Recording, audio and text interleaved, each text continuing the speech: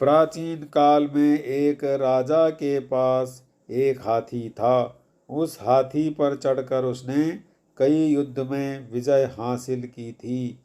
यह हाथी जब छोटा था तभी से उसे इस तरह से प्रशिक्षित किया गया था कि वह युद्ध कला में खूब प्रवीण हो गया।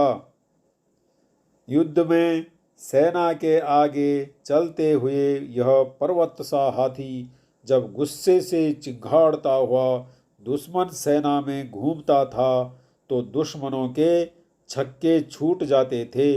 इस तरह इस बलवान हाथी की कीर्ति चारों दिशाओं में फैली हुई थी। धीरे धीरे समय के साथ वह वृद्धावस्था की ओर बढ़ने लगा। उसकी चमड़ी ढीली हो गई। उसकी जवानी का जोश और पराक्रम जाता रहा। अब उसे केवल हाथीशाला में ही रखा जाने लगा।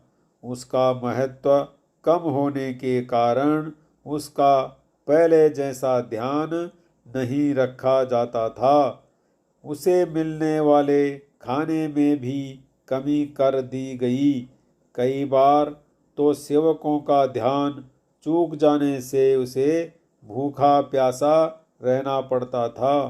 कई दिनों से ठीक से पानी नहीं मिलने के कारण और एक दिन बहुत प्यास लगने के कारण वह हाथीशाला से निकलकर एक पुराने तालाब के किनारे चला गया। वहाँ उसने खूब छक कर पानी पिया और नहाने के लिए गहरे पानी में उतर गया। लेकिन तालाब में ज़्यादा कीचड़ होने के कारण वह वृद्ध हाथी उसमें फंस गया।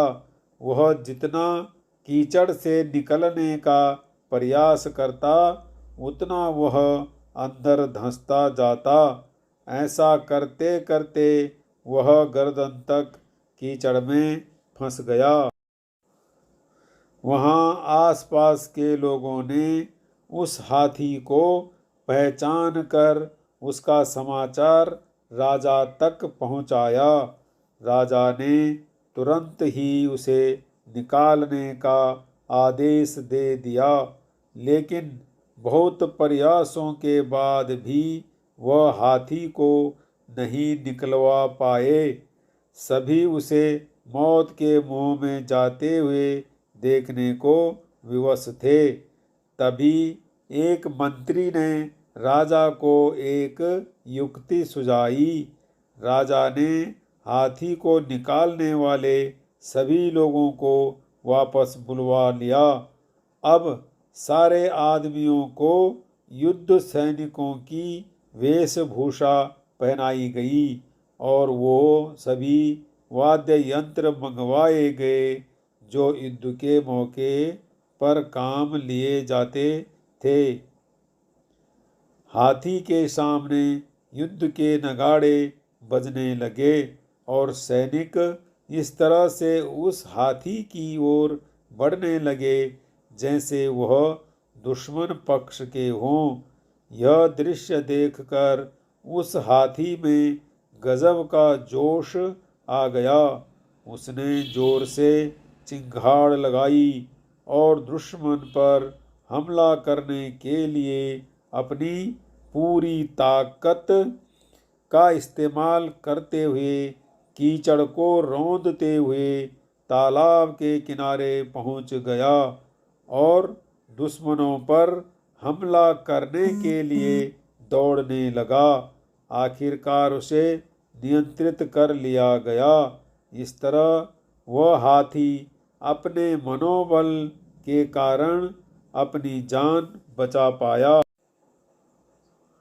शिक्षा मोरल दोस्तों, जिसका मनोबल जाग जाए तो वह कमजोर और असहाय होते हुए भी असंभव से दिखने वाले कार्य कर दिखाते हैं। मनुष्य की सारी सफलताएं उसके मनोबल पर निर्भर करती हैं। अपने प्रचंड मनोबल के दम पर वह हर लक्ष्य को प्राप्त कर सकता है।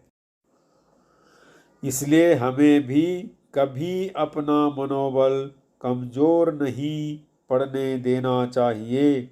हो सकता है कुछ असफलताएं मिले, लेकिन हमें दुगने उत्साह के साथ वापस उठ खड़ा होना है और फिर से भरपूर प्रयास करना है। दोस्तों, कामयाबी झक मार के आएगी अपने पास।